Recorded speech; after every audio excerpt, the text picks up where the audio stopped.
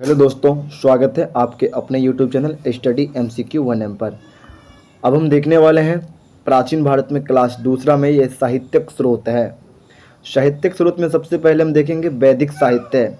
अगर अभी तक आप चैनल को सब्सक्राइब नहीं किए हैं तो सब्सक्राइब जरूर कर लीजिए। चलिए शुरू करते हैं। वैदिक साहित्य में है, इसके अंतर्गत वेद तथा उससे संबंधित ग्रंथ, पुराण, महाकाव्य, स्मृति आते हैं। वैदिक साहित्य में जो है पुराण, महाकाव्य, स्मृति, वेद सभी आते हैं। भारत के सबसे प्राचीन ग्रंथ वेद है। भारत का जो सबसे प्राचीन ग्रंथ है वो वेद है। वेद का शाब्दिक अर्थ है ज्ञान, यानी वेद का अर्थ ज्ञान होता है। श्रवण परंपरा में सुरक्षित होने के कारण इसे श्रुति भी कहते हैं। वेद को श्रवण परंपरा में सुरक्षित होने के कारण इसे श्रुति भी कहा जाता है। वेदों के संकलनकर्ता महर्षि कृष्ण देवप्यान वेद व्यास को माना जाता है।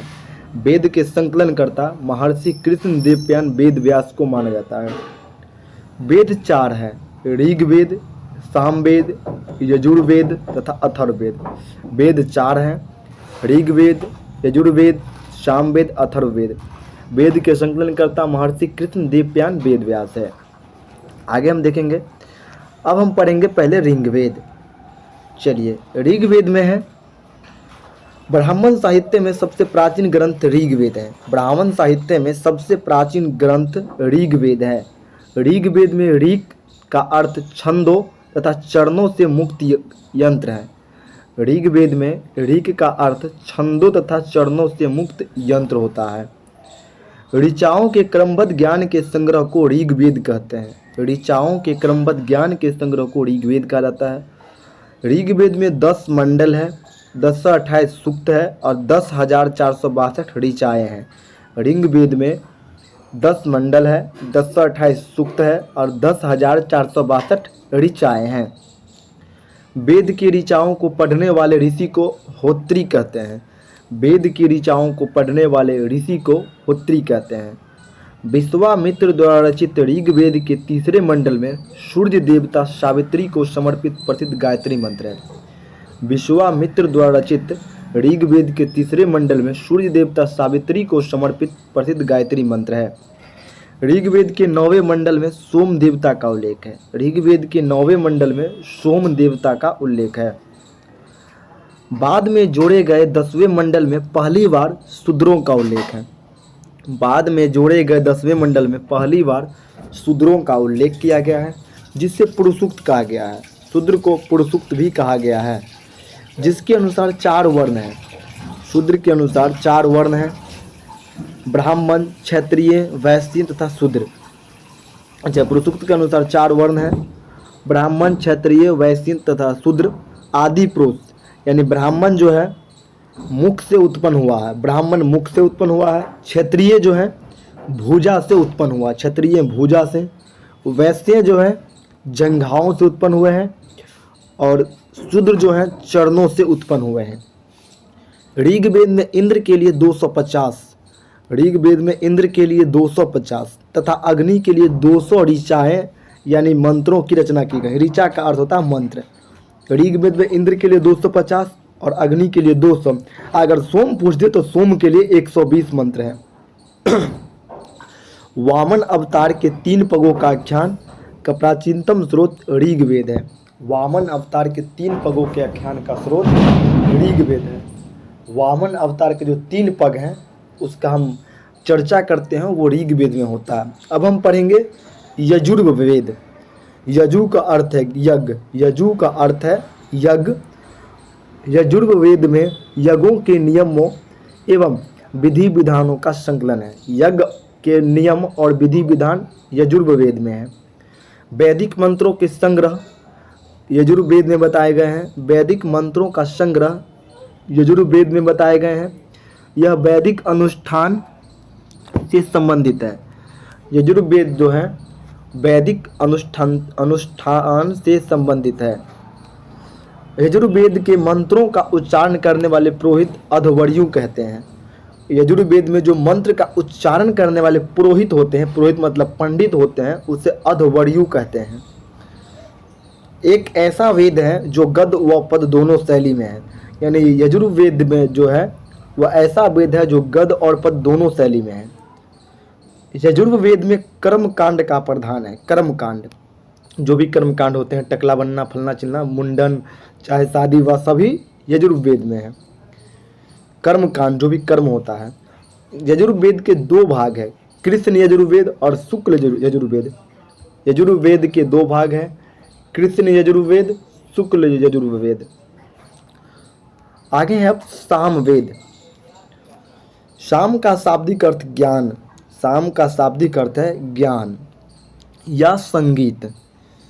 इसमें मुख्यतः यज्ञों के अवसर पर गाए जाने वाले मंत्रों, ऋचाओं का संकलन है। यज्ञ के अवसर वाले गाए जाने वाले मंत्रों, ऋचाओं का संकलन है। इसके मंत्रों को गाने वाले को उद्गता कहते हैं। सामवेद के जो मंत्र गाते हैं उसे उद्गता कहते हैं। सामवेद भारतीय संगीत का जनक है।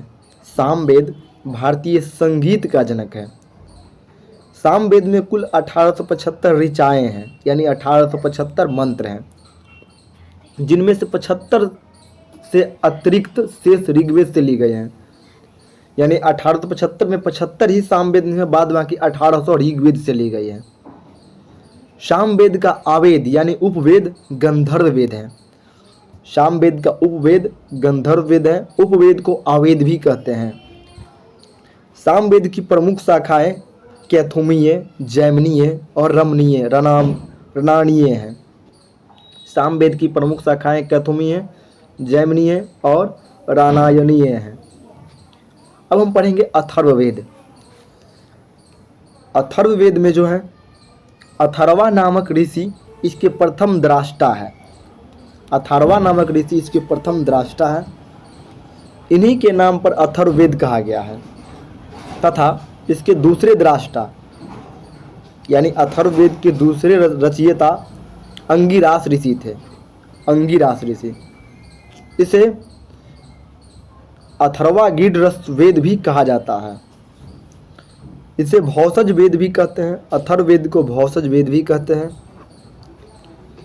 इस वेद में सर्वप्रथम सती प्रथा का उल्लेख किया गया है। अथर्ववेद में सती प्रथा का सबसे पहले उल्लेख किया गया है।